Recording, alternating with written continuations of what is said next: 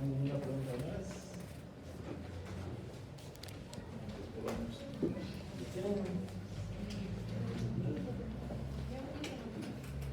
He estado 5 días en Camisea y es gracioso porque tienen un dispositivo en T para reanimación neonatal, pero no tienen compresor de oxígeno. ¿Para qué lo van a usar? ¿Para qué lo han comprado? Para tenerlo de adorno.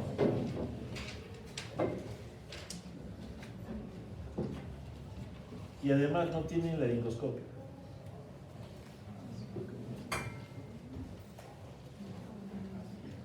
No tienen laringoscopio, no hay laringoscopio en el... ¿Alguien conoce el Bato Urbano? ¿Alguien ahí? ¿Sí? ¿Cuánto el viaje? ¿Ah? Pesado. ¿Qué tiempo? En bote. ¿De dónde sale? Dependiendo de... ¿Hasta dónde vayamos? ¿Cómo que hasta dónde vayamos? O sea, porque todo el bajo Roma, pero hay sectores.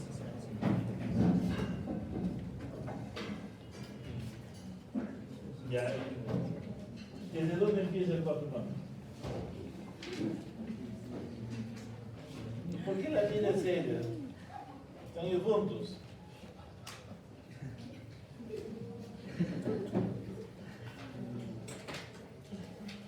¿Y a dónde empieza? ¿Todos conocen Quillabamba o no? ¿De Quillabamba alguien ha ido más allá? Palmarreal, Quiteni, y Pichares al otro lado. Astigochote, ¿conocen Astigochote, no es cierto? Lo que pasa es que en Nigochote se acaba la carretera. ¿No es cierto? ¿Conocen Astigochote? ¿Y ya van a Nigochote cuánto tiempo es? 8 horas? No, 4 o 5 horas. ¿Y de ahí han tomado su canoito o no? ¿Y han ido más allá? Para lo que es el Pombo de Mainique, ¿cuánto tiempo? Un par de horas más o menos. Y de ahí hasta Camisea, ¿hasta dónde has llegado? Pombo de Meñique de Flor, una hora más de viaje. Timpía. Timpía. Creo que sí. Y de ahí Camisea está como 3 o 4 horas más. Entonces, si ustedes tienen una referencia de Camisea, que es el único establecimiento categoría 1-4, que es el que atiende partos en el Bajo Urbano, para llevarlo a Quillabamba, ¿cuánto tiempo emplea? Como 10 horas, 8 horas, 10 horas. ¿Cómo va a llegar el chiquitín? Bastante complicado. ¿Qué opciones tienen de sacarlo?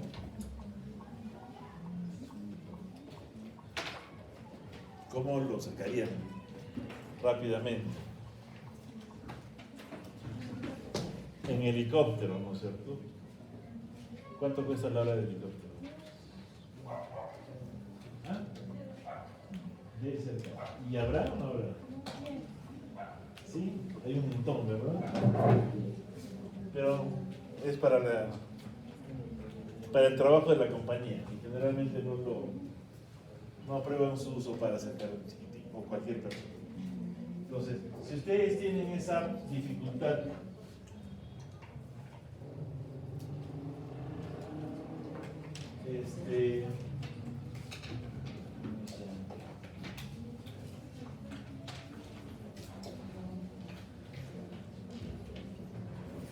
¿Qué van a hacer si estarían trabajando ahí como médicos?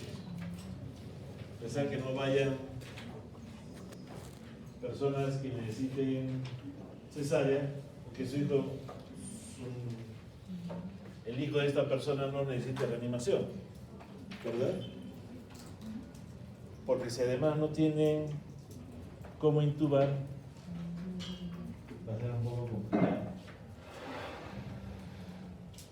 Si no tienen oxígeno, que sí tenían oxígeno, no va a haber ningún problema, pero no van a tener cómo intubar. Comprarían una IST para necesitos,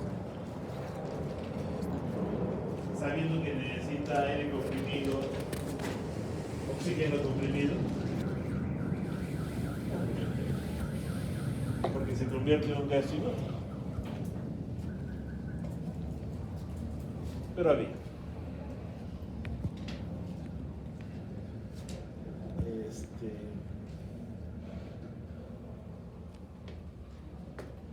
Y ahí no sé qué hacen cuando quieren sacar a un paciente, en general, ¿no? Si uno se accidenta, tienen que pasar por río y después un carro que los lleve, y la carretera no es bonita definitivamente, o sí, para nada bonita, ¿no? Sobre todo los tramos finales. Sin embargo, es uno de los distritos de Perú que más plata tiene. Entonces, ¿cómo no van a tener un laringoscopio? No tienen. ¿Y saben cuánto cuesta un laringoscopio? ¿El más barato? 500 soles. Obviamente que no es luz LED, es a pilas, pero es 500 soles. El más, los de tienen luz LED son más o menos 5.000 soles lo que cuesta. Pero para una región para un distrito, ¿saben cuánto tiene para gastar por día? Solo 2 millones de soles. Pero no tiene para comprarse un laringoscopio. Paradójico, ¿no? Pues ahí estamos en condiciones complicadas. Es sede de Serum. Por consiguiente, alguno va a tener la posibilidad de disfrutar del bajo urbano. Y eso es en el 1-4, que no estamos en uno, sino está en sitios más alejados todavía. Más cerca o más lejos del POM, pero en sitios donde el establecimiento de salud es con menos cosas de equipamiento. Y sin embargo, ahí habían cerros para atención de parto, tenía una incubadora, tenía para fototerapia, equipo de fototerapia, o sea, tiene un equipamiento para la parte neonatal bastante bueno, como la mayor parte de establecimientos que tenemos en el Cusco. Y ahí el Estado a lo que apunta es a mejorar salud materno-neonatal. Porque ya se había comentado aquí, ¿para qué sirve el indicador de salud materno-neonatal?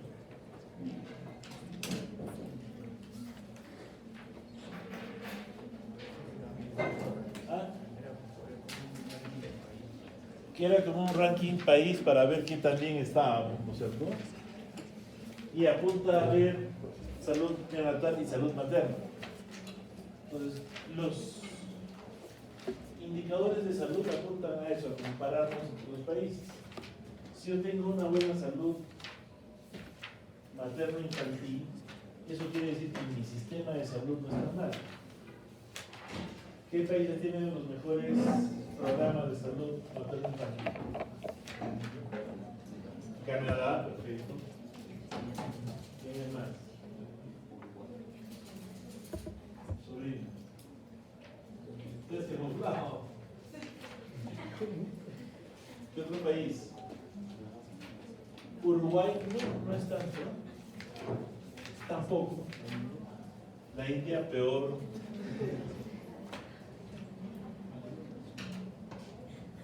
Ya en general los países de Europa tienen niveles de mortalidad bastante bajos. Inglaterra es uno de ellos. Cuba es uno de los que tiene mejores indicadores de salud materna infantil. Entonces, han visto, por lo menos, que se ha dado a entender que no necesariamente está en relación a un tipo de política nacional o política de Estado nacional, porque hay países totalmente derechistas, de tendencia derecha, y países como Cuba, que es un ejemplo de hacia el otro lado, donde hay pocas libertades individuales, pero que la salud es algo que ha ganado un espacio importante en la política. Y está a nivel de países mucho más desarrollados y con mucho mayor cantidad de dinero. Pero creo que el punto importante es la conciencia que se crea en la sociedad para que las poblaciones más vulnerables tengan acceso a salud. O sea, es un crimen para esos países, Canadá, los países del norte de Europa, Cuba, que un niño se muera. Entonces, lo ven mal. Y en algunos países, cuando hay alguna persona involucrada en la muerte, le hacen un juicio y lo degradan, como en el caso de Cuba. Ella le comentaba que se distrae. Además de todo el recorte de libertades individuales que hay. Hacia el otro lado también, pero no los castigan de repente como lo hacen en algún lado, sino que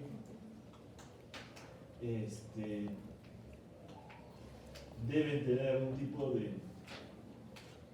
de acción para que esa persona que ha cometido un error después de haber pasado por todo un proceso de auditoría tenga una mejora en sus capacidades de acción. Me imagino que lo vuelven a reentrenar. Cuba, sin embargo, es un país muy chiquito. Canadá es un país muy grande. Y ellos tienen y han desarrollado un sistema de transporte para las personas que necesitan ser evaluadas o que tienen que tener un tratamiento médico más sofisticado. Y han desarrollado sistemas de transporte. Entonces, ahí tú puedes encontrar una avioneta o un helicóptero. Entonces, si el transporte de un sitio de menor complejidad a uno de mayor complejidad demora más de 4 horas en ambulancia, le ponen un helicóptero. Y si el transporte es mayor de un tiempo determinado, creo que es 1 hora de transporte aéreo, ya no van en helicóptero, lo hacen en avioneta. Y es un sistema nacional.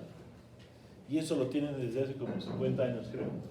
En el Perú, desde hace como 4 o 5, ya estamos teniendo esta posibilidad de que si un niño necesita trasladarse a Lima, de Cusco a Lima, viene un avión, ambulancia y se lleva al niño. Antes uno tenía que llevar al niño y exponía a todo un avión a un accidente, porque si necesitaba oxígeno tenía que cargar uno con su propio oxígeno, porque el avión no tenía oxígeno. Y ustedes saben que el oxígeno está comprimido y que los balones tienen la determinada capacidad para contener una presión. Y cuando empezamos a volar y aumentar de altitud, los gases se extienden más. Si se extienden más, ¿qué puede pasar con el balón? No. Los tiene que pasar una prueba, hay una prueba de calidad. Y muchas veces escondíamos la prueba o adulterábamos la prueba de calidad para poder entrar al avión. ¿Eso qué significaba? Que había un riesgo de que nos moramos todos. cambio ahora ya no, porque ahora hay aviones de ambulancia que tienen ese tipo de seguridades. ¿Hemos avanzado?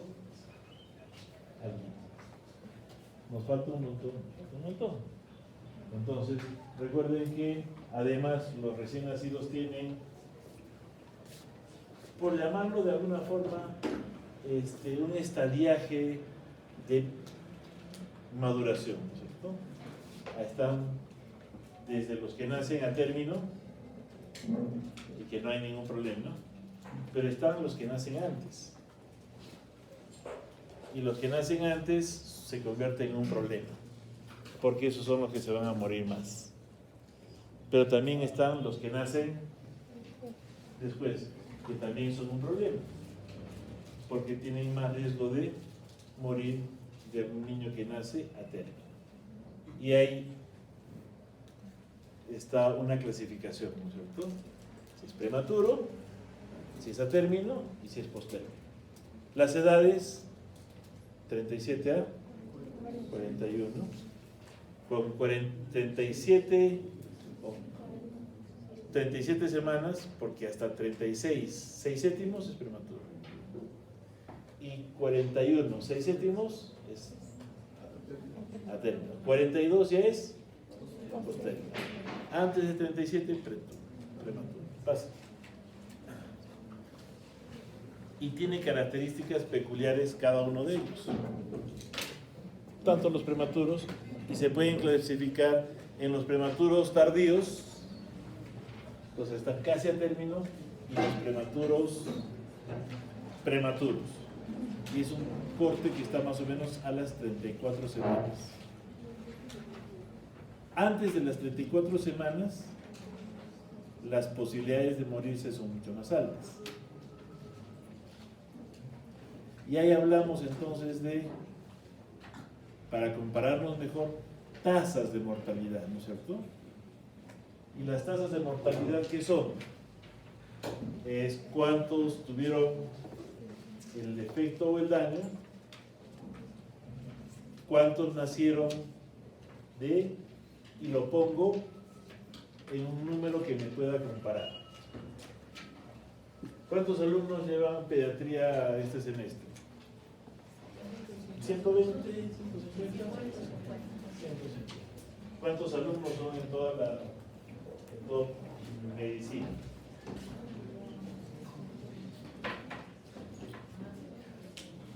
Pues yo podría sacar una proporción, ¿no es cierto? Si hay 1000 alumnos que estudian medicina en la Universidad Andina, de ellos 150 están llevando el curso. 150 entre 1000, pongámosle 100. El 10% lleva el curso de pediatría de toda la universidad. Porque yo lo podría comparar con otra universidad, ¿no es cierto? San Marcos, que tiene 20.000 alumnos o 5.000, solo el 5% lleva pediatría. Eso que me daría a entender. Si en otra universidad un 5% lleva un curso y en otra un 10% lleva el curso.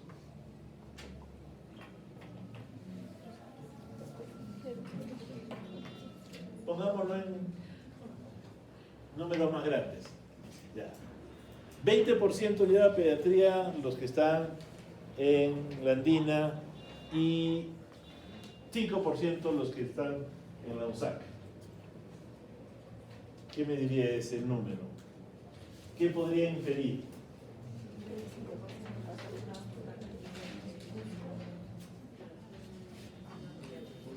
Ya que el 25% de los alumnos que estudian medicina llevan pediatría, pero entre las universidades yo no tengo 20, otros 5%. ¿Qué? Que habría más alumnos de pediatría en la Andina, perfecto. ¿Y eso qué significaría?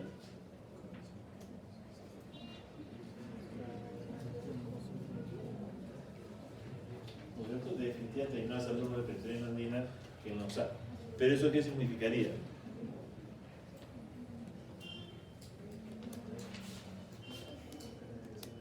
Ya pues, oigan, despierten. ¿Ah? ¿La atención debería mejorar? No. Yo tengo un curso que es de los últimos años, ¿no es cierto? Y al otro lado también más o menos de la misma época, ¿sí? Los últimos años. Pero tengo más alumnos acá que acá. ¿Qué significa? ¿Ah?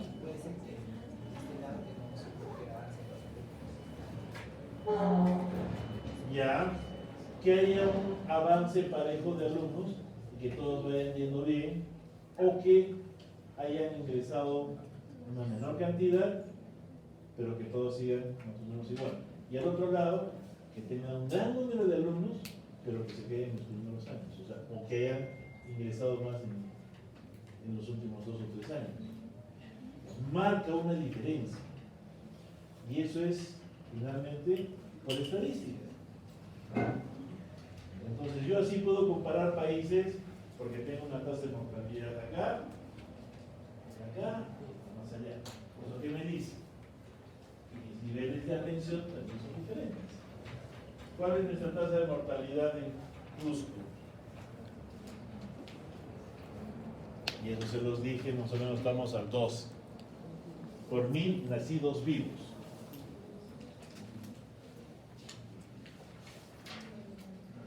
Ya han hecho estadísticas, ¿no es cierto? Entonces, si van a sacar, o si pueden sacar cuál es su tasa de mortalidad, porque es número de muertos entre el número total de nacidos vivos llevado a 1000. ¿Sí? Yo tengo un fallecido y tengo 100 nacidos vivos. ¿Cuál será mi tasa de mortalidad?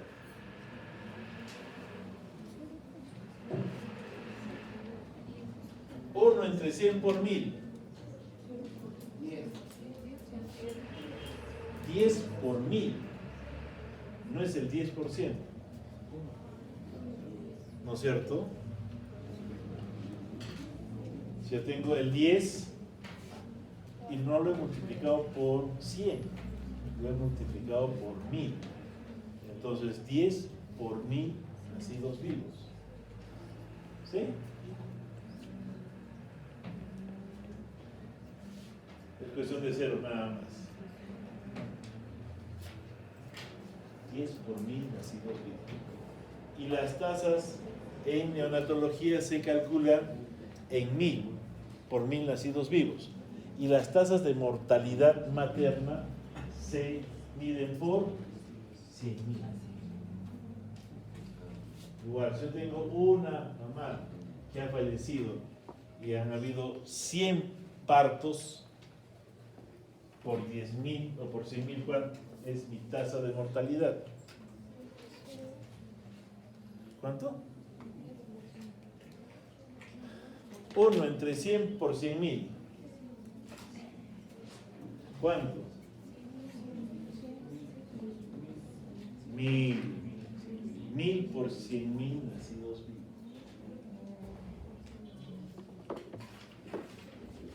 Nuestra tasa de mortalidad materna, ¿cuánto es? Estamos alrededor de 45 por 100.000 nacidos vivos. Que es bastante alto.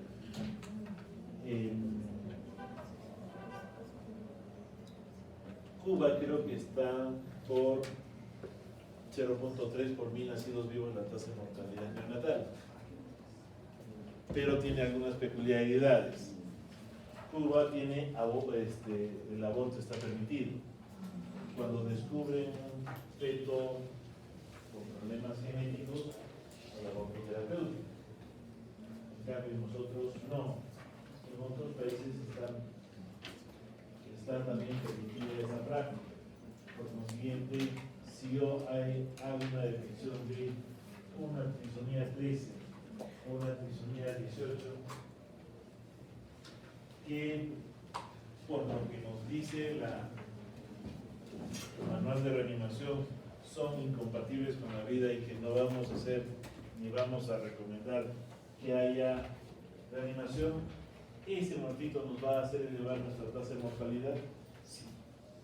Frente a otro que dice, no, fallado, mejor cortamos la gestación. ¿No es cierto? Entonces, eso también marca diferencias. Y es así como nos podemos comparar.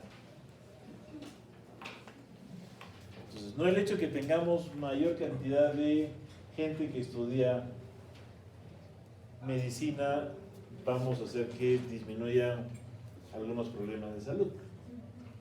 ¿No es cierto? Después, ¿qué significa nacer?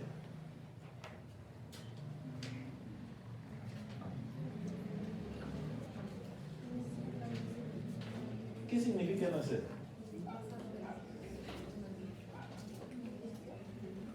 Pasar de un ambiente totalmente cómodo, sin ningún tipo de inconvenientes, a otro tipo de medio ambiente.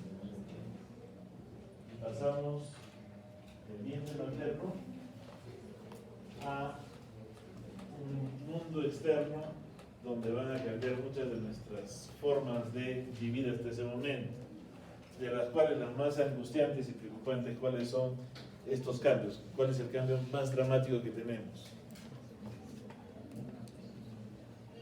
¿Cuál es el cambio más dramático que hay? ¿Ah? No, el de la respiración ese es el segundo, creo yo. Tampoco. Temperatura. Oigan, los voy a... Miren, ahorita ¿cuánto estaremos acá de temperatura? Ahorita acá, 23 grados, 24. Más o menos, 24 grados.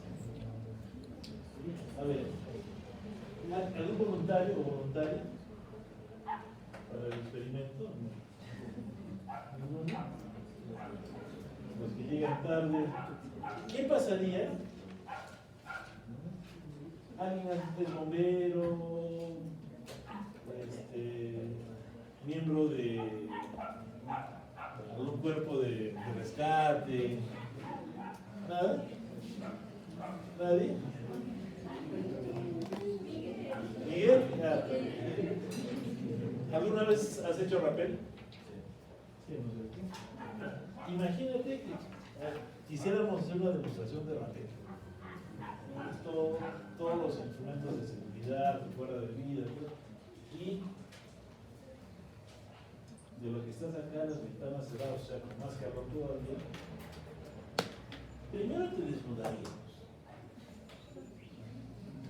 Después te arrojaríamos un cubo de agua a 37 grados. Y después así, de ropa íntima, te mandaría por acá. Hasta abajo. ¿Qué pasaría?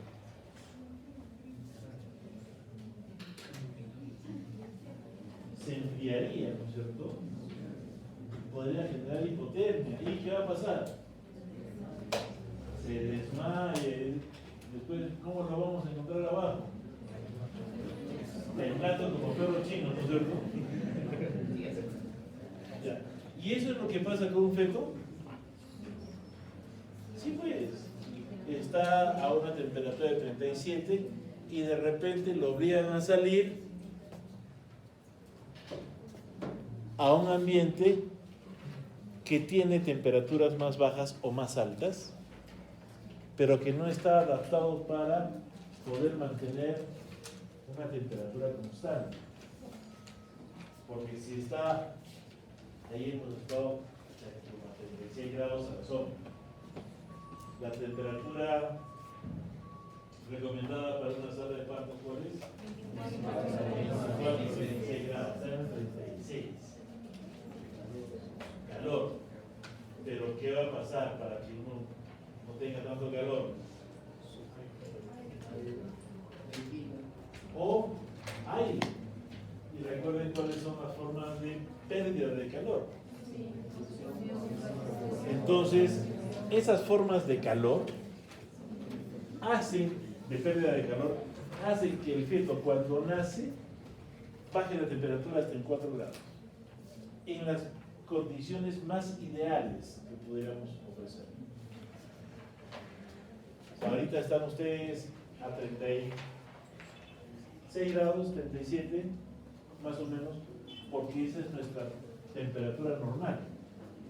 Pero imagínense en 3 minutos bajar de 37 a 33 grados. Esa es la temperatura que disminuye el feto cuando nace y vuelve a ser en las mejores condiciones. Entonces, por consiguiente, ¿qué vamos a tener que hacer nosotros? Darle y evitar que baje mucho más la temperatura. Pero él también está adaptado para eso. Y tiene una adaptación, no como Miguel, que va a generar tremores, trabajo muscular, para mantener la temperatura. Porque el recién nacido no tiene esa capacidad. ¿Qué capacidad ha desarrollado? Tener un tipo de grasa especial que cuando se activa cambia de color y se convierte en lo que llamamos grasa parda. ¿Por qué hay ese cambio de color?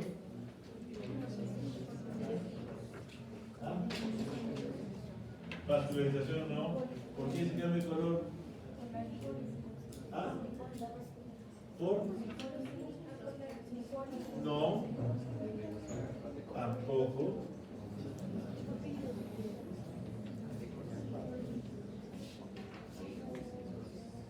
Por ahí cuando ustedes tienen frío, tiemblan. ¿Dónde les dice a ustedes, o quién le dice a su músculo que tiembla cuando hay frío? ¿Quién? Su sistema nervioso central, ¿no es cierto? Y dicen, oye, necesita calor, entonces actívate. ¿Dónde hay ese cambio en el feto? ¿Quién ordena que hay ese cambio de color de la grasa? También hay, ¿por medio de qué hormona?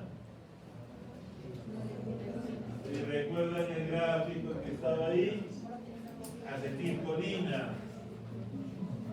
O sea, hay una respuesta neurológica, que es lo que nos dice a nosotros también como respuesta, que hay y que tengo que desencadenar en acciones para evitar perder más calor. Nada más que en el recién nacido no hay esa activación, sino lo que hace es activa y genera calor por un tipo especial de grasa, que está mediada ¿por qué era?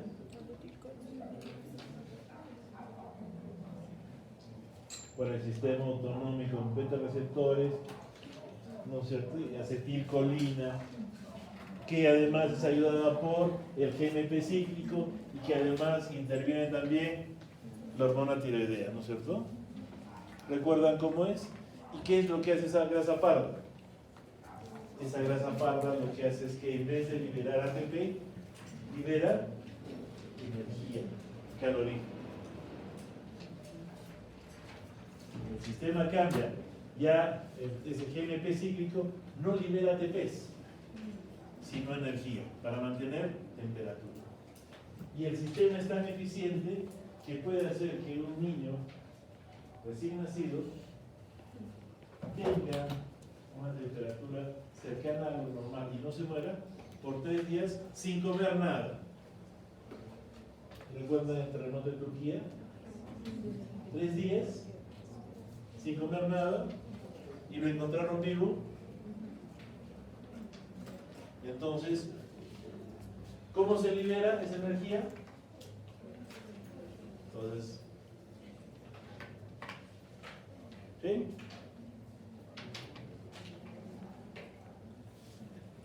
En nosotros es diferente, como ya lo hemos demostrado. Ese cambio de ambiente es brutal y eso hace que tengamos un montón de cosas en contra nuestra cuando nacemos. Porque además, ¿qué va a pasar? Ya estoy saliendo y empiezo a tener frío. Salgo y ¿qué va a pasar? ¿Sabe qué pasa? Tenemos que empezar a hacer que nuestro cuerpo empiece a funcionar como debe funcionar y que es diferente a cómo funcionamos en la barriga de nuestra mamá. ¿Sí? ¿El pulmón funciona? Sí, funciona. Sí empieza a tener trabajo respiratorio, pero nada más que cuando está en la barriga de la mamá hay un intercambio de fluido, ¿no es cierto? Respira aire. Respira aire. No respira, sino mueve líquidos entre el pulmón y la parte del líquido amniótico. Y por ese movimiento yo tengo la posibilidad de ver si ese pulmón está maduro o no, ¿verdad? Mediante pruebas de ese líquido amniótico, en el cual yo puedo demostrar que hay presencia de surfactante. ¿Sí? Y yo puedo hacerle pruebas, como cuál, por ejemplo, el test de Clemens, que sea para los antiguos. Ahora, muchas veces, cuando revisen ustedes libros que han sido editados después del 2000 o del 2010, ya no hablan del test de Clemens. Hablan de otros dos tests, que son ¿cuáles? ¿No es cierto? Y eso es lo que les dice si este niño va a tener o no va a tener problemas para respirar. Los que están más fregados, ¿quiénes son? Los prematuros. Porque esta sustancia se produce ¿desde cuándo? Desde más o menos las 23 semanas, que se vuelve tan activo que puede mantenernos con vida, porque se inicia la producción desde las 16 semanas. Pero el límite de viabilidad está en las 23. ¿Sí? Entonces, empieza a respirar, sus pulmones no se colapsan. ¿Qué va a pasar después?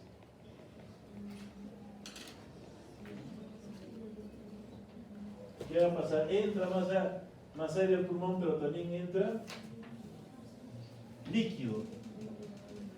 ¿Qué líquido? ¿Qué líquido? No, entra mayor cantidad de sangre y se empieza a oxigenar. Y son cosas que van en paralelo. Si entra más sangre, ¿qué va a pasar con el aparato circulatorio del recién nacido? Va a empezar a cerrar sangre. ¿Sí? Pero además el pulmón que está lleno de líquido tiene que sacar líquido. Y ese líquido, cuando hay trabajo de parto, ¿cómo disminuye la producción? Por el GNP cíclico. Y que curiosamente también es parte integrante de cómo se transforma la grasa parda en grasa parda. La grasa en grasa parda. Entonces el cuerpo se va preparando también. No siente frío, pero se rompen las bolsas y dicen, ups, aquí algo pasa. Ya tengo GNP, que está generando que también la producción de líquido pulmonar empiece a reducirse. Cuando sale y siente frío, hay una suficiente cantidad de GNP cíclico que va a hacer que cambie esta grasa hacia grasa parda casi inmediatamente. O sea que muchos de los sucesos que ocurren en un trabajo de parto están en relación a lo que va a venir después. Ok, se cortan los shunts, ¿no es cierto? Cambia las presiones en la parte vascular y se hace dos sistemas independientes de presión. Uno el pulmonar y el otro el sistémico. Y el chiquito empieza recién a respirar.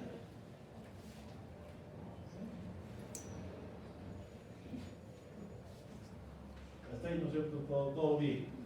Hemos tenido necesidad de hacer algún tipo de intervención como neonatólogos o como pediatras hasta ese momento, directa, indirecta, sí, ¿no es cierto? Si yo veo que está por nacer un prematuro, le pongo algo para que mejore maduración pulmonar. Trato de evitar que nazca. Le digo al ginecópata, por favor, Cholito, haz algo para que no salga. ¿Sí? Pero ¿qué hacen los malditos? Cesárea de emergencia. Y ahí recién nosotros empezamos a actuar. ¿Y qué tenemos que hacer? ¿Qué hacemos? En buena cuenta, reanimamos, ¿no es cierto? Y lo primero que hacemos cuando reanimamos, ¿qué es? ¿Ah? No, aparte de la primera, ¿qué tratamos de hacer en la primera parte? Tratamos de que no pierda temperatura. ¿No es cierto? Tratamos de que no pierda temperatura por cualquier medio. ¿Sí? Después, ¿qué hacemos? Tratamos de que entre aire al pulmón. El ABC, ¿no es cierto? Respiración. Primero es vía aérea y evitar pérdida de calor. Después, que entre aire al pulmón, que es lo siguiente que pasa. Y después, circulación, que es que nuestro aparato circulatorio empiece a funcionar bien. Que eso es lo que ha hecho él desde el principio. Cuando ha nacido, lo que ha tratado de hacer él es de no perder mucho calor o de empezar a generarlo. Después, que entre al pulmón y que la parte de circulación empiece a ser más efectiva. Eso es lo que hace que buena cuenta. Y eso es lo que tratamos de hacer nosotros cuando nace y aplicamos la animación. ¿Sí? ¿Fácil o difícil? Fácil, ¿no es cierto? ¿Por qué? Porque esto obviamente tiene un sustento teórico. Entonces, en varios de los momentos, lo que hemos hecho es hemos mencionado qué es lo que pasa en el cuerpo del joven. ¿No es cierto? ¿Qué es lo que se desencadena normalmente? ¿Qué es lo que pasa cuando hay activación de GMP con el árbol bronquial? Con lo que es el tejido graso. Porque hasta donde yo les estoy diciendo es lo que le podría explicar a un niño de primaria o de secundaria qué es lo que sucede con. Pero en la clase hemos hecho muchas más cosas, que esos son los que van a venir en el examen. Y que está en un conocimiento teórico que ustedes deben saber. ¿Sí?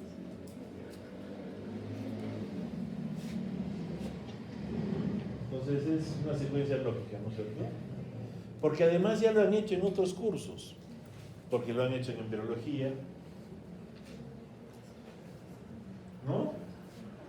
Allá, ¿no es cierto? Lo han hecho en anatomía, lo han hecho en fisiología, eso recordar solamente de todas esas cosas. Muy bien, entonces ahí nos preparamos y empezamos en reanimación. Pero acá hay una pequeña cosa más, que cuando un niño está y sospechamos asfixia, es un niño que vamos a tener que tener mucho más cuidado en evitar que esa noxa perdure. y que no pase asfixia, que no haya esta pobre llegada de oxígeno al cerebro cuando el niño nace. Y para eso nos preparamos. Entonces, cuando sabemos que va a haber un niño con problemas de reanimación o necesidad de reanimación, ¿qué hacemos? Nos preparamos. ¿Y cómo nos preparamos? Primero nos organizamos. Como lo que hacemos en cualquier actividad, ¿no es cierto? ¿Ustedes alguna vez han hecho una fiesta? Sí, ¿no es cierto? ¿Qué han hecho en la fiesta? Primero se han organizado, ¿no? Entonces, tú llevas, ¿no es cierto?, el equipo, tú llevas el trago, tú llevas los bocaditos, ¿sí? Nos organizamos. ¿Y qué pasa con el que falla? Nos malogra la fiesta, ¿no es cierto? Entonces la idea es que a esta fiesta que nos están invitando obligados, tratemos de no fallar. Y por eso es que nos tenemos que organizar para no fallar. Cuando yo hago este tipo de capacitaciones, trato de hacerles ver algunos errores. Y muchas veces nos damos cuenta cuando empezamos a hacer lo que sí, pues, me asignaron, pero como no tenía nada que hacer, no hice. Recuerden que un evento de reanimación es que una persona se está muriendo, entonces no porque de repente yo tenga que ponerle el catéter no voy a hacer nada antes, tengo que ayudar. Entonces, la idea es preparar el equipo, ver quién lo lidera, qué va a hacer cada miembro del equipo y vamos a ambientar, preparar el ambiente donde lo vamos a recibir y vamos además a comprobar el equipo que tenemos. No solamente verlo, sino comprobar que el equipo funcione, que funcione bien. Que todavía estamos bastante lejos en general en Perú porque por lo menos para los hospitales de INSS, creo que pasa lo mismo en el Hospital Antonio Lorena, es que solamente hay un médico que está de guardia. A veces hay un interno, y el interno generalmente ya olvidó todo lo que llevó en el curso de neurología. Absolutamente todo. Y cuando uno dice, llega, soy tu docente. Usted, doctor, mucha madre, me quiero matar. Que no pase.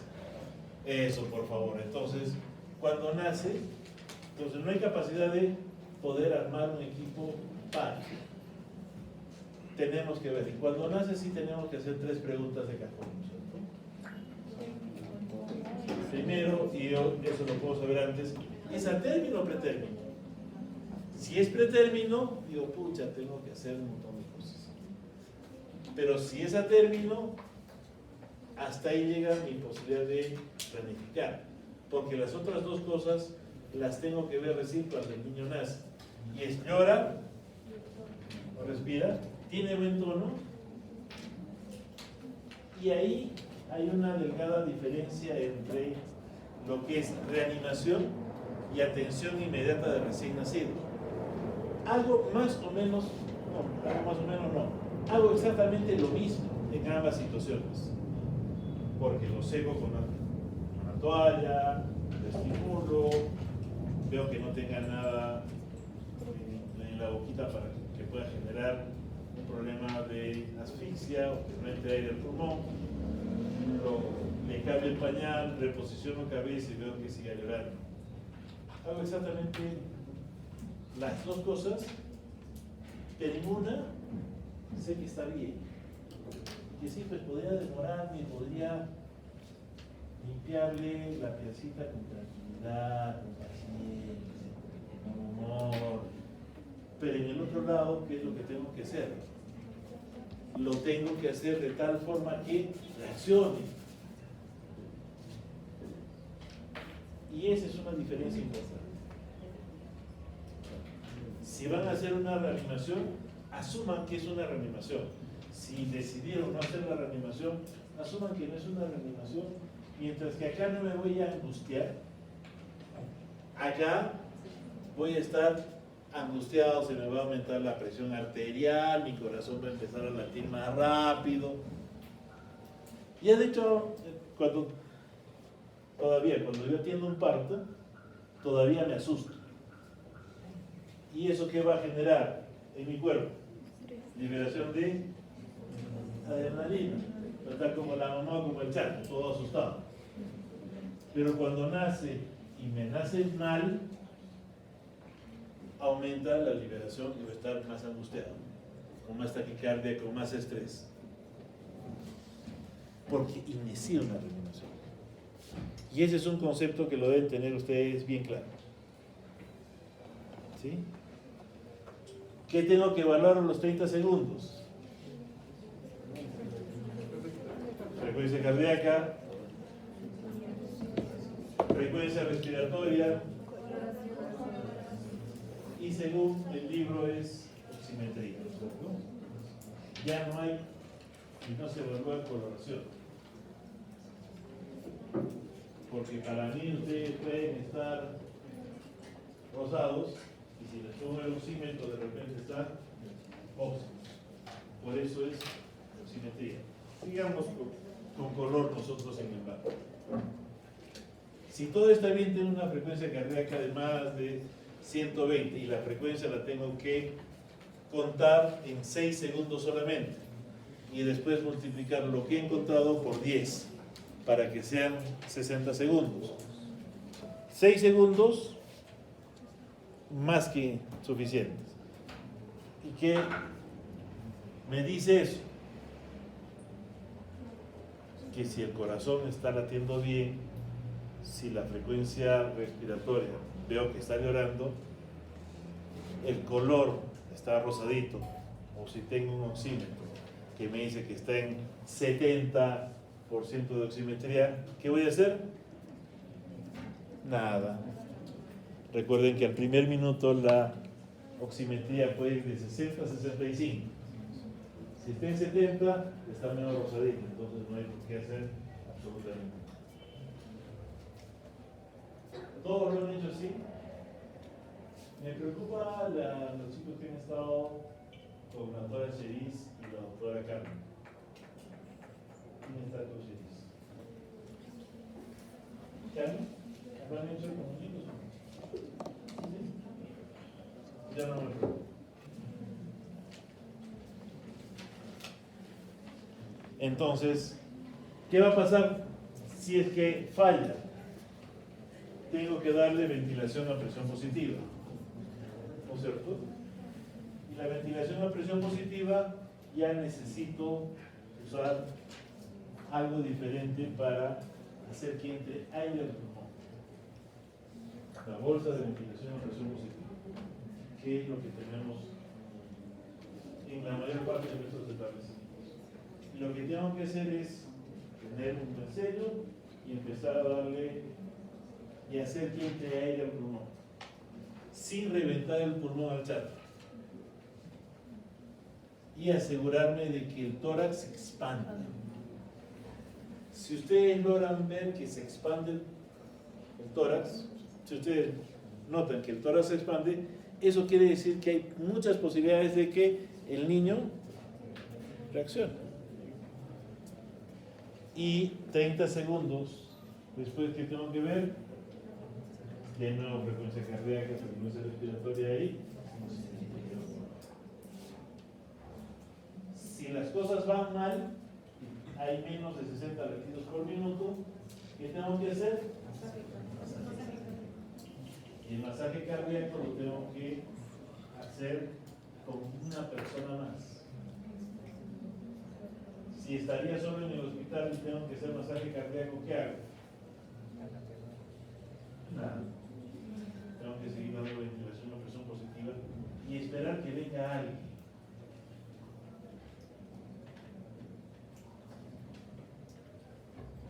Y ese alguien tiene que tener nociones de masaje cardíaco. Y he tenido oportunidad de alumnos míos en neonatología que cuando llegaron Ya, haz un masaje cardíaco. ¿Cómo era, doctor? Ya no me acuerdo. Lo quería matar en ese rato. ¿Por qué? Porque me demoro 10 segundos más en explicarle qué debe hacer.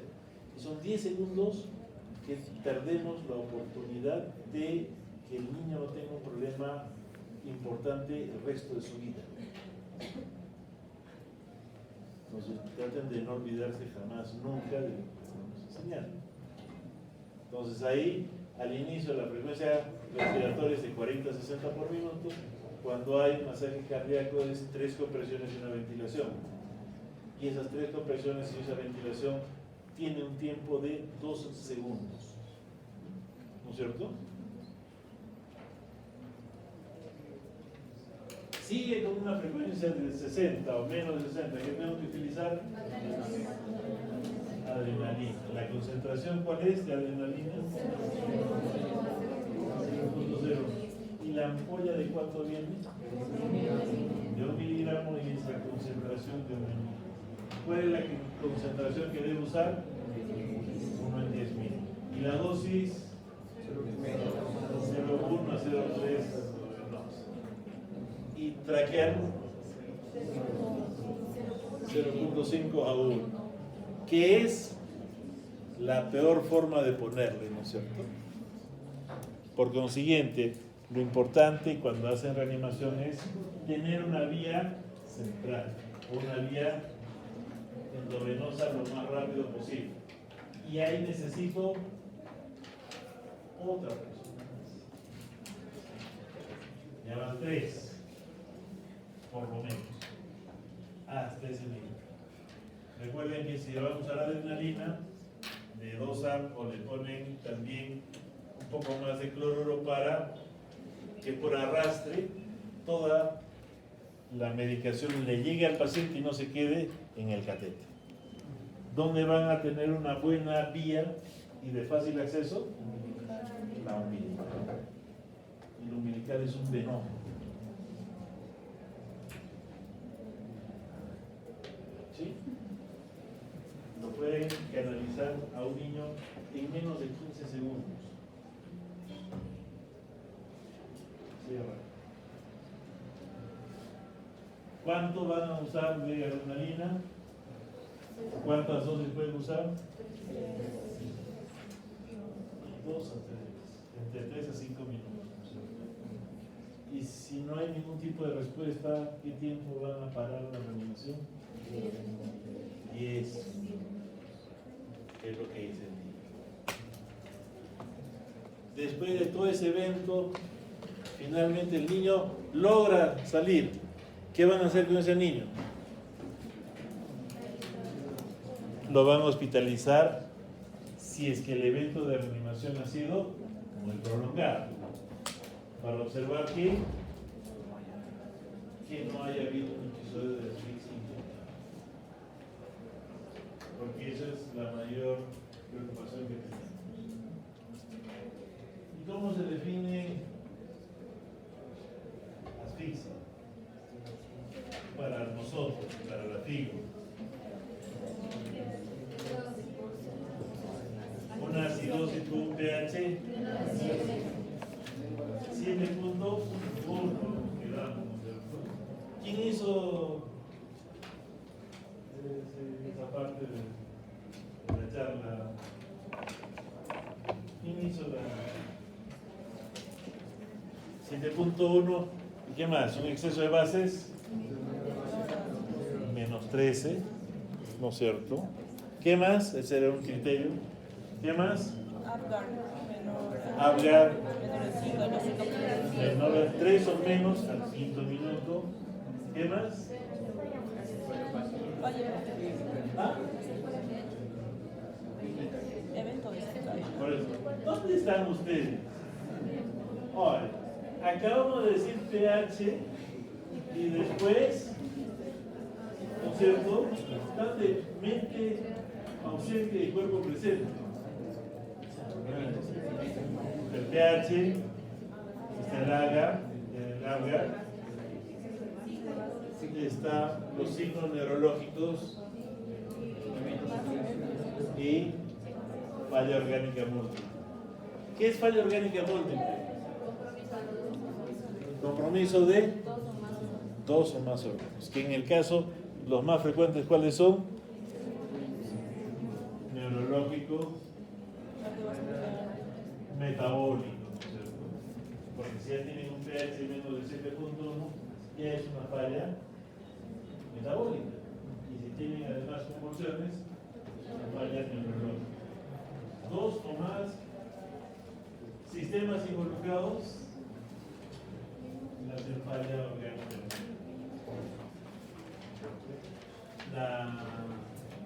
El hospital Loaiza tenía además 2 o 3 puntos que nosotros no lo hemos considerado, ¿no es cierto? ¿Sí? ¿Y ahí el tratamiento cuál es? Hipotermia selectiva cuarta. ¿Qué es la hipotermia? Es llevar una temperatura de 35 grados por espacio de 72 horas. El paciente tiene que estar monitorizado estrechamente porque va a haber 80.000 complicaciones. ¿Qué más tenemos que evitar?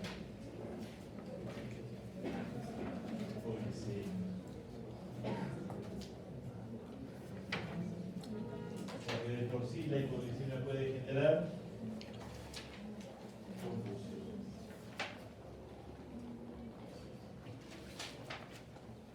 Solamente es hipoglicemia lo que tenemos que evitar.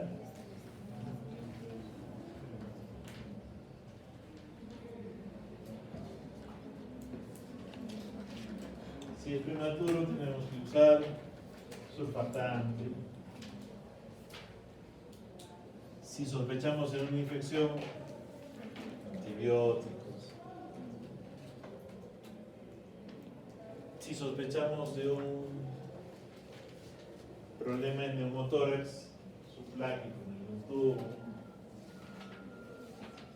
Si hay un problema de Pierrovan, que es quijada chiquita, boca grande, ¿qué tenemos que hacer?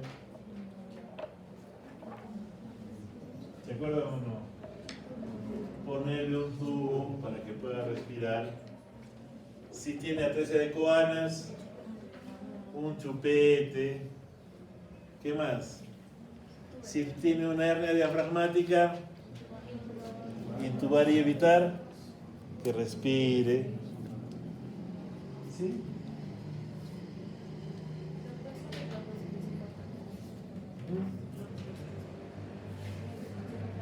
Bueno, eso es bastante. Es 200 miligramos por kilo, pero ahí la dosis es esa, pero los preparados tienen diferente concentración. Survanta, por ejemplo, es 12 cc por kilo. El Veractán creo que es a 1 por kilo. Entonces, cada fabricante tiene la dosis en concentraciones diferentes. Por eso cuando vayan a usar siempre tienen que ver cuál es la dosis y la dosis recomendada por el fabricante. Es intratraqueal. Y ahora lo pueden intubar en cualquier momento. Y recuerden que para intubarlo, ¿han intubado o no? Muñeco. ¿Y de dónde han sacado el muñeco? Digo, o sea, en la pelear. Pero los muñecos están bien duros. ¿Ah? ¿Qué? En el regional, ¿cómo que había? Hay todavía.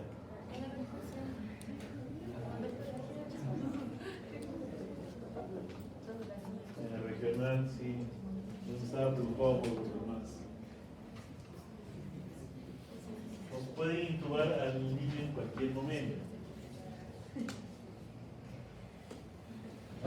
Recuerden que si van a intubar por más, o van a hacer ventilación a presión positiva con bolsa y máscara, por más de 2 minutos tienen que ponerle una sonda orogástrica. Recuerda, cuando le meten aire por la boca y la nariz, no solamente va a ir al pulmón, sino también a... ¿Qué más?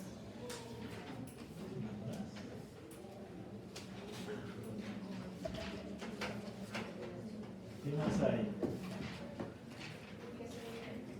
Ah, de bioseguridad.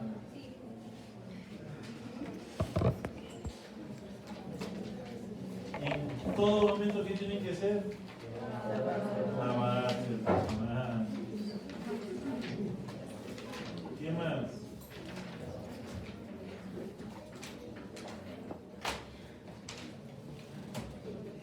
¿Qué más?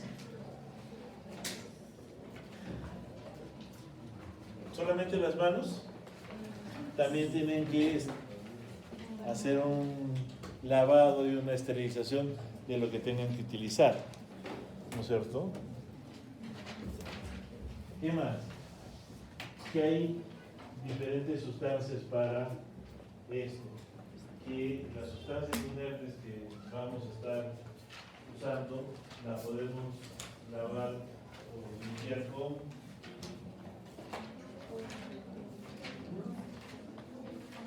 alcohol, ya, ¿con qué más?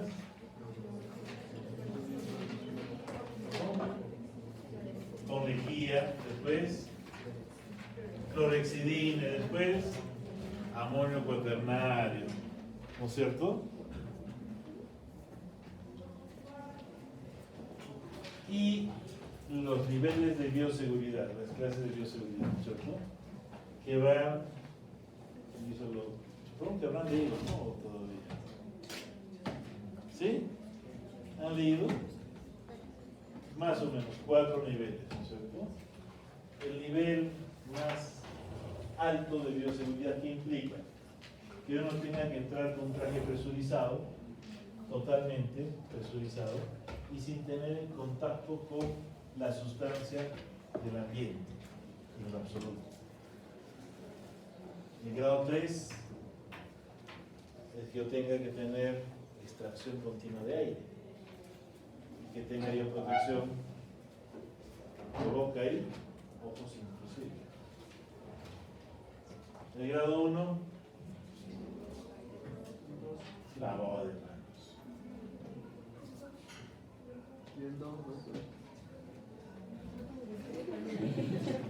¿El 2? ¿Han leído o no han leído? No han leído, no tienen que leerlo para el examen, ¿no?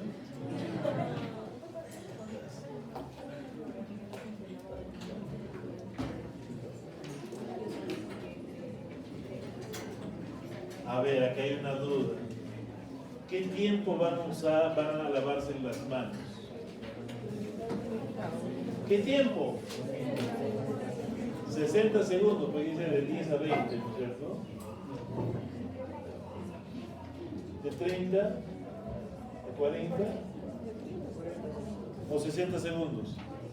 ¿Qué han leído? 60, ¿cuál que han leído? Entre 40 y 60 segundos. Y además tiene una técnica, ¿no es cierto?, de lavado. No es un lavado como se me ocurre, sino tiene pasos en los cuales se tienen que cumplir, que además tienen que estar con el tiempo. Y además hay 5 momentos en los cuales yo tengo que lavarme las manos. Eso sí lo dije. Los 5 momentos. Antes, después, cuando entro y cuando me voy. Ya van 2.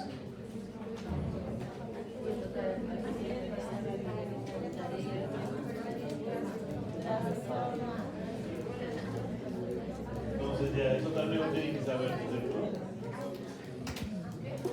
Si no van a saber ustedes. ¿Qué más después? Ya nació el chiquitín.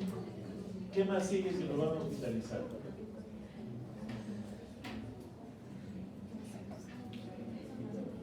¿Qué más hemos hecho? Anamnesis, ¿no es cierto? Entonces ahí tenemos que ver todo lo que nos puede ayudar. La anamnesis. ¿Dónde está mi amiga Lorena? ¿Qué se pide Lorena?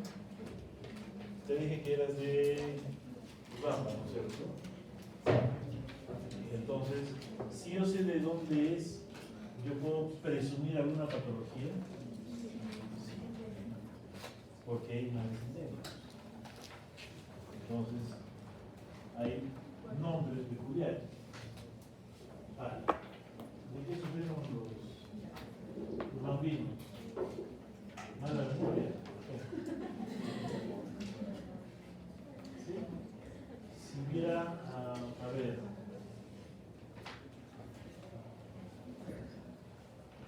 coronel, ¿de dónde?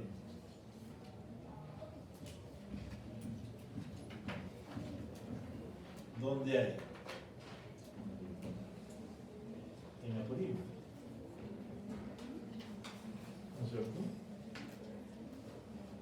Entonces, Apurímac tiene algún tipo peculiar de patología, hepatitis B. Entonces, empezaremos a pensar, hepatitis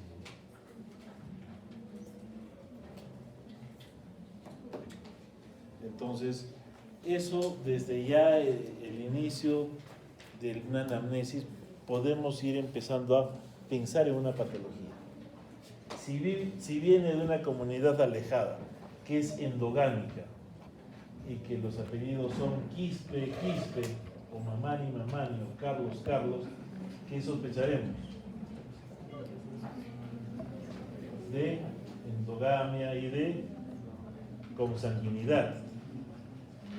¿Qué problemas pueden darnos consanguinidad? ¿Qué problema genético? ¿Down? ¿No? ¿Policistemia? Policistemia no. Si tú me dices una displasia sanguínea como talasemia, ¿qué más? Podría ser un tipo de hemofilia ya terrestre. Trisomías no. Errores innatos de metabolismo. ¿Qué otra enfermedad asociada con sanguinidad conoce?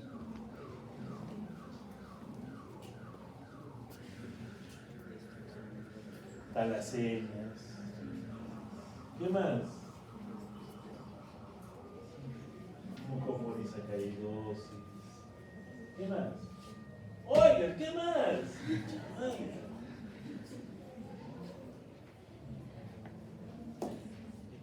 Entonces, todas esas enfermedades pueden estar. A ver, en el Perú, en Chincha. ¿Qué enfermedad prevalente en Chincha? ¿Ah? No. A ver. ¿Qué enfermedad?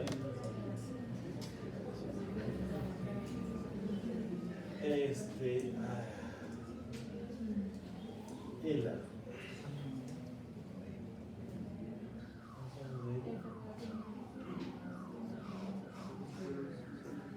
¿Qué es el ELA? Esclerosis lateral amiotrófica. ¿Sí? ¿Y eso por qué? Y cada vez se está haciendo más complicado, porque los descendientes están teniendo más codones específicos, más, por consiguiente la aparición es mucho más precoz. Por consiguiente, hay bastantes problemas. Entonces, todo aquel que viene de Chincha ya tiene un diagnóstico peculiar. ¿Qué es lo mismo que pasa con nosotros, por ejemplo, con el HTLV1? El HTLV1 es bastante frecuente en Quillabamba. Entonces, ahí estamos, es un retrovirus. Estamos pensando que si viene Quillabamba puede haber un HTLV1 que tiene una secuencia, una alteración neurológica hacia la cuarta, quinta década de la vida. Entonces, Empezamos por ahí, por los nombres, ¿no es cierto? Después por el sexo. ¿Quiénes se mueren más? Los varones. ¿Por qué? ¿Por qué? ¿Son qué? Son más inmaduros. Lo que se está demostrando es que la expresión del X es mucho más estable, a pesar de que solamente una es más estable que el Y. Entonces ustedes nos han hecho creer a lo largo de miles de años que nosotros somos el pobre sexo débil, ¿no es cierto? El pobre sexo fuerte, mejor dicho. ¿Sí? Nos han hecho quedar redonditos. Pero aquí tiene más conexiones neuronales. ¿Quién piensa más rápido? Estamos fregados. Entonces su capacidad de adaptación es mucho mejor en ustedes. Y son más difíciles de matar que de morir. Entonces sí, las que más difícilmente mueren son las chicas, ¿eh? Desde chiquitas. Por ejemplo, tenemos a una chiquita que tiene la atresia de esófago, ¿cierto? Que ya está como 4 meses con nosotros y los cirujanos, todos nosotros ya decíamos, ya hay que esperar nomás a que se muera. Miren, ahora está feliz de la vida la flaca. Entonces el sexo es importante. Después, ¿qué más? Edad materna también es importante porque está asociado a lesiones. Edad paterna también. ¿Ah? También hay alguna asociación genética. Antes se pensaba que no, pero sí está habiendo alguna asociación. Después, ¿qué más de la anamnesis? Peso, su edad gestacional. Recuerden que va a haber patología peculiar en relación al peso. Si es un retardo de crecimiento intrauterino, va a ser más chiquito y más flaquito. Pero si es de largo tiempo, si es crónico, va a ser más complicado que si es agudo. Pero cuando lo vemos, decir, mira qué bebito tan bonito, parece un muñequito. Pero eso implica que su retardo de crecimiento ha sido muy temprano y eso ha hecho que tenga menos células. Y eso le genera un problema futuro. Porque si tiene menos células, tiene menos neuronales, puede tener menos músculo y eso puede generar un problema a largo plazo. Que los asimétricos o los que han tenido un problema de desnutrición después, que generalmente son flacos, grandes y cabezones, que no son tan bonitos, pero son bajo peso. Los muy grandes también tienen problemas, ¿no es cierto? Más de 4 kilos también tienen problemas. ¿Por qué debemos sospechar de algún tipo de síndrome? Como el pérfido, ¿no es cierto? ¿Y más grandes qué tipo de síndrome es? El Peewit, ¿no es cierto? ¿Qué más? Hay varios síndromes que están asociados con pesos grandes. Después, ¿qué más? El Apgar también. O sea, si tiene un buen Apgar, ¿nos debemos preocupar o no? Sí. 1 a 3% de niños con buen Apgar van a tener algún tipo de problema de neurodesarrollo futuro. 1 a 3. Si hay un problema de asfixia leve, eso aumenta hasta el 5 al 7%. Si hay una moderada, aumenta la posibilidad de algún tipo de problema hasta el 50%. Y si hay una asfixia severa, el 85% se muere. Y el 15% que vive tiene secuelas graves. Y ahí estamos hablando de diferenciar el SARNAT 1, 2 y 3, leve, moderado y severo, ¿no es cierto? ¿Cómo es el severo? Está en coma. Su cerebro está tan mal que ni siquiera tiene fuerzas para depolarizar, no convulsión, pero está en coma. Su electro es plano, tus reacciones son nulas, o sea, está en coma. Y tiene características, al igual que el moderado y el leve. En el leve es más complicado porque ustedes pueden estar mirando al chiquitín y decir, ah, no, está bien, mira, qué bonito. Y realmente está en una hipoxia leve. Y ahí el grado de sospecha es fuerte y eso es también por anamnesis.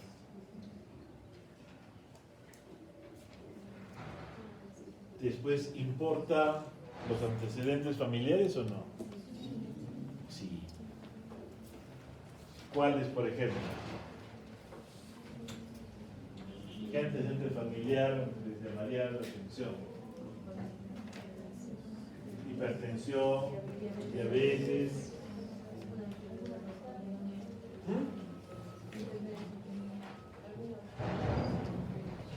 Antecedentes de la ¿qué más? De problemas bacterianos. ¿Cuál? ¿Qué tipo de infección? Urinaria. Ya, esto recurrente en chicas y claro, chica para chica. Pero, ¿qué otro tipo de infecciones? ¿Ah? TORCH, ya, ¿qué más? Listeria, un mes agudo. Crónica. ¿Ah? Pielonefritis ya, en mujeres ya, pero a largo plazo. Antecedente de la familia. ¿Ah? Tuberculosis, muchachos. Porque recuerden que tuberculosis es una enfermedad muy frecuente en nuestro medio. Y puede ser transmitida verticalmente. La respuesta es sí. Y han hecho neumología, ¿no es cierto? Son expertos en TB. ¿Sí? ¿Qué pasa con una mamá gestante cuando nace el bebé? ¿Tienen que estudiar al bebé y a la mamá? Sí, tienen que hacer un examen de placenta inclusive. ¿Hacemos eso? Cuando sean internos, si se acuerdan, por favor, mamá con antecedente de TB, tienen que hacerle notar eso a su asistente, o de ginecología o de pediatría, porque es algo que se tiene que empezar a estudiar. ¿Se transmite verticalmente? Sí. ¿Hay tuberculosis congénita? La respuesta es sí, pero no se reporta. ¿Qué otra enfermedad ya no existe en nuestro medio, pero que era también como la tuberculosis? La lepra. ¿Por qué no lo decimos? ¿Sabes dónde había leprosorio? En la Huancayo.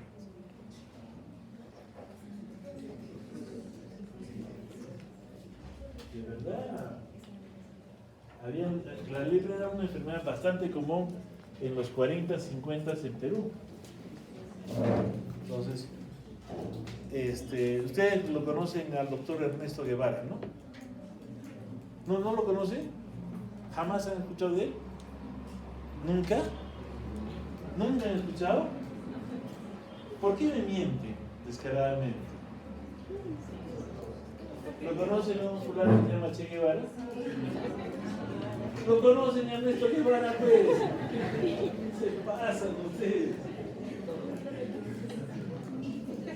Ernesto Guevara, el chef, estuvo en Perú y visitó leprosorios, porque dentro de lo que él hacía, lo que él en algún momento quiso hacer fue tropical y visitó leprosorios en Perú, básicamente en la selva. Pero curiosamente, me enteré también por ahí que Abancay tenía un leprosorio en... ¿Quién es Abancay?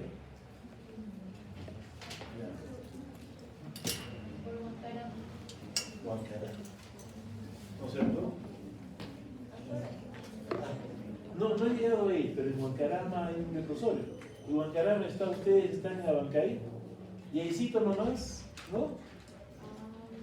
Ahícito nomás, mirando nomás el peso Huancarama, creo.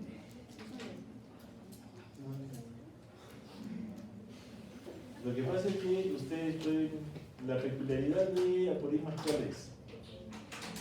Uno puede tener dos comunidades literalmente una frente a otra, pero para llegar de una a la otra pueden demorarse como 10 horas.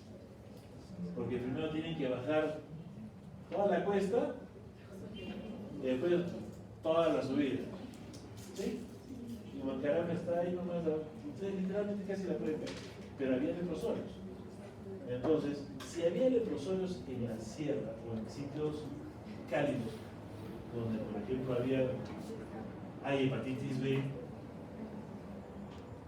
¿era una enfermedad frecuente? Sí. ¿Por qué ya no es tan frecuente? Porque tenemos una alta cantidad de tuberculosis. Y a mayor incidencia de tuberculosis, la incidencia de lepra baja. Es como el comportamiento que vimos de los virus. Cuando había COVID, había menos cantidad de los otros virus. Más o menos. Pero en este caso era complicado porque había más susceptibilidad de nosotros. Porque ahora lo que estamos viendo es que hay COVID y todos los demás que han salido en mancha. Como cuando... ¿Por qué no jalan la lengua, malditos?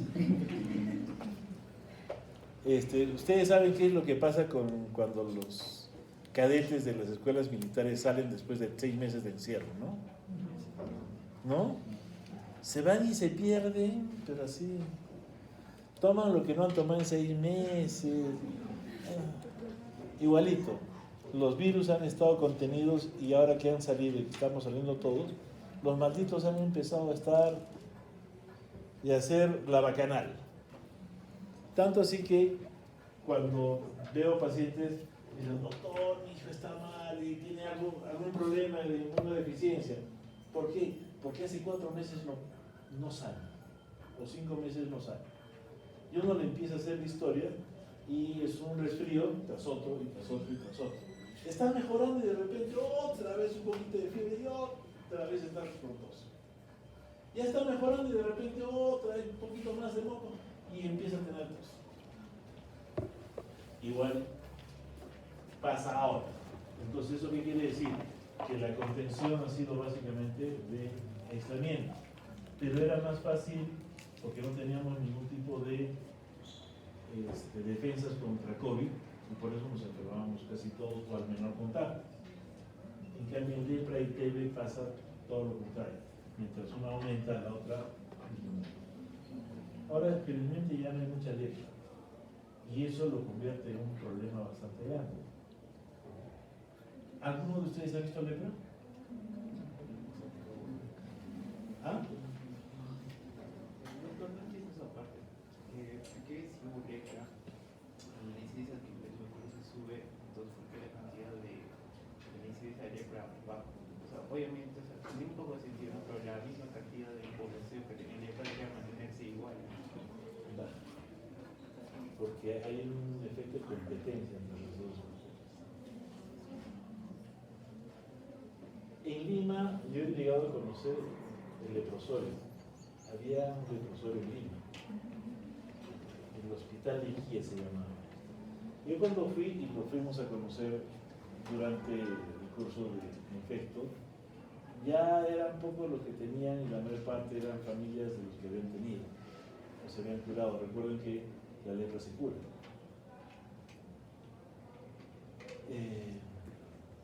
Y es complicado descubrirla porque es una enfermedad de crecimiento lento, mucho más lento incluso que la TB. Y las molestias son también bastante diferentes. Pero se han descrito casos de lepra aislados en sitios como en Nueva York o en alguna ciudad estadounidense o europea, pero de gente que ha estado en contacto con personas con lepra en la India o en sudeste asiático, donde todavía es bastante frecuente encontrar lepra.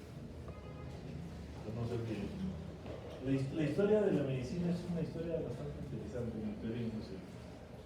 Así que no conocían a Ernesto Guevara, ¿no?